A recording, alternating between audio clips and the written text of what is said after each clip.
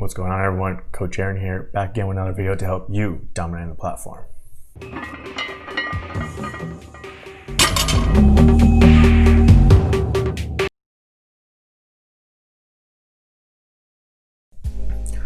Alrighty, back again with another video. Today we're going to go over some of the differences between the Romanian deadlifts and the stiff leg deadlifts.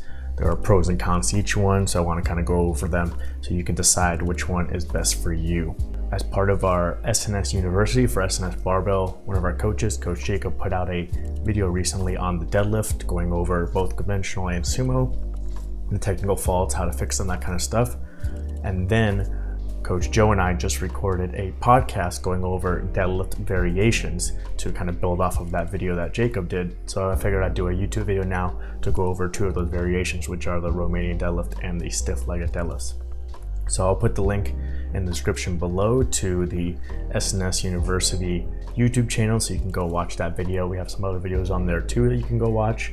And then the podcast will be dropping on Friday. So if you're watching this before this week Friday, it hasn't come out yet, but I'll have the link to our Spotify channel that you can go and wait for it to come out. And if you're watching this in the future, next week, whatever like that, it's already there. You can go look episode number 19 going over the best deadlift variations. So let's head on over to my computer and we'll get right into RDLs versus stiff legs.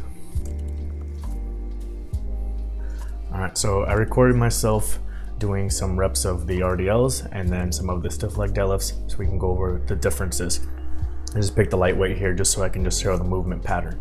So one of the key differences is going to be the starting position and the entire range of motion. So in the Romanian deadlift here, we'll start playing it. You're going to start from the top and work your way down, and the weights are never going to touch the ground, so you're maintaining constant tension. The difference with the stiff leg deadlift is the stiff leg deadlift starts from the ground and returns to the ground at the end of the rep, so you are starting from a dead stop each time. So there are some pros and cons to each. This one allows you from the top down to load up the muscles during that eccentric phase, store some energy that's going to help you for the concentric phase.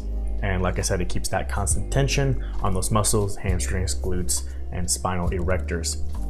So you can take the bar out of a rack if you have hooks set up or something like that. You can walk it out of the rack, but preferably I would say to just do it as a regular deadlift from the ground first, because it seems safer than to be walking with the weight back out of a rack.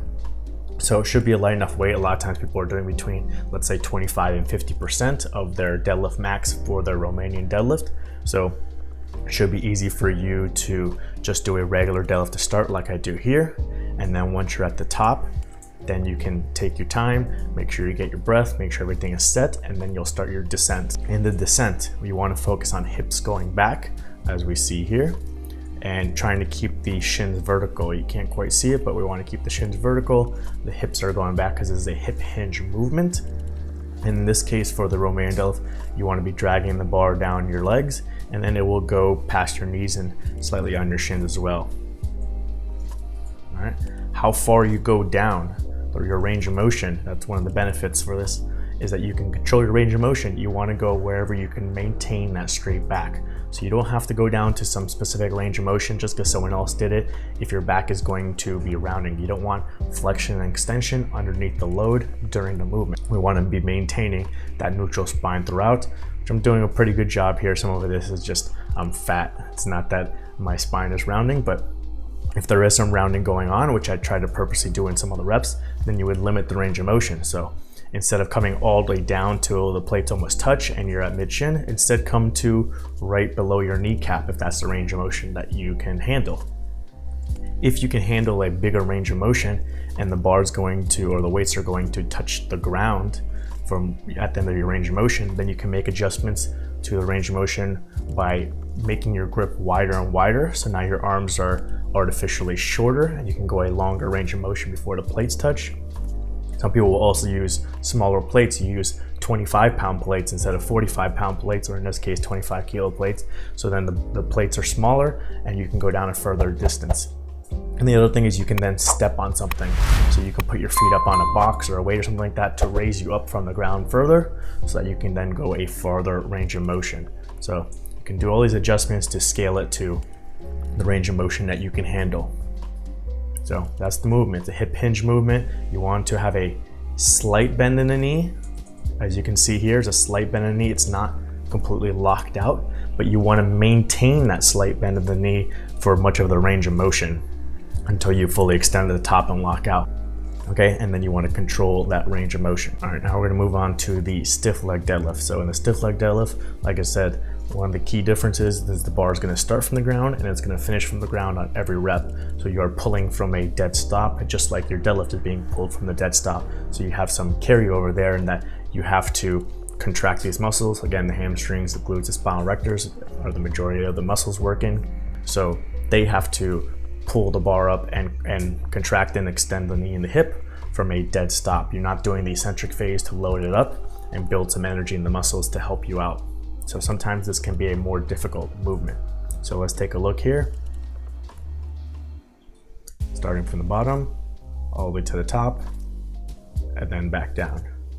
Come to a complete stop, reset, then do your next rep. All right, some key points here in the stiff leg deadlift as well.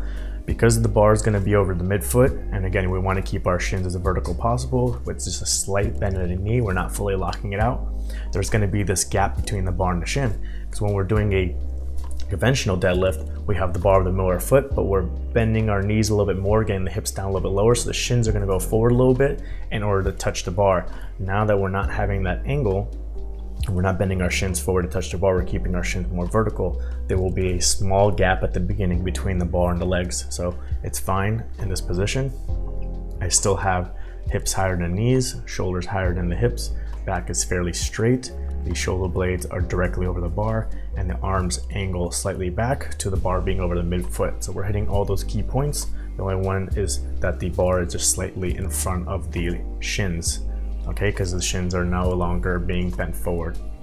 So in the RDL, the bar is going to be going down your legs and your shins the whole time. In the stiff leg deadlift, there's going to be that little gap at the beginning. Just like the Romanian deadlift and the stiff leg deadlift, you also want to control that range of motion based on where you can maintain that neutral spine and not be flexing and extending, like I said, during the movement.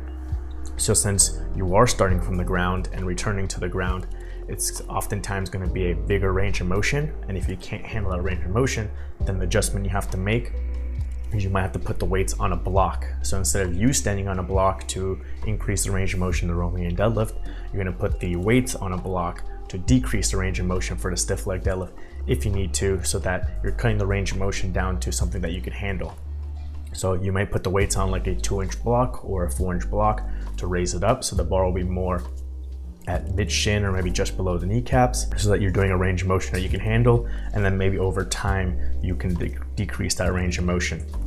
If for some reason you're using a very wide grip for your stiff leg deadlifts, you can also bring your grip in to right where the knurling starts to kind of make your arms as long as possible to get into a better range of motion, where again you can keep that back straight. So for example, here during my setup, this is not what you want to look like in the bottom of your stiff leg. You want to get into more of a neutral position like I have here. So if you're not capable of getting in that neutral position, that's where you control the range of motion, put the weight on blocks. All right, so that's pretty much it. There are similar movements, they work similar muscles, they're a similar movement pattern. There are just those slight differences with the Romanian deadlift starting from the top, coming down, never touching the ground, going back up to maintain that constant tension. The bar will also be constantly touching the legs from the thighs down to the shins and then back up. In the stiff leg deadlift, you're starting from a dead stop from the ground, going all the way up, and then returning to a dead stop to a ground, so that you have to basically take that eccentric portion out of the lift, and you're pulling from a concentric starting position just like the deadlift. So those muscles have to work from a dead stop. Also in that bottom position, since the bar is over the midfoot but the shins are vertical, there will be that slight little gap from the bar to your shins. So don't worry about it if it's not touching your legs. In both, you can control what kind of range of motion you want to use. With the RDLs, you can limit how far down you can go, you can change your grip width, and you can also stand on a box. With the stiff leg deadlifts, again, you can control a range of motion by changing your grip width, or you can put the weights on the blocks to decrease the range of motion. Hopefully that helps you out. If you have any other questions about the Romanian deadlift or the stiff leg deadlift, then you can comment those below. And like I said, you can go look at the video from our SNS University breaking down the conventional and sumo deadlift. with the technical faults that are most common and how to fix them. And then once we have the podcast out, you can also go listen to our podcast on the deadlift variations. So you can see, based on the technical faults that you have, what variations might be best to put in there, how to program them. And if you are going to put the Romanian deadlifts or the stiff leg deadlifts into your programming for a specific technical issue you have or a specific weakness that you have, then this is the video to watch to make sure you are doing them correctly. So you can put it all together into one package. All right. Hopefully that helps you out, and I'll see you next time.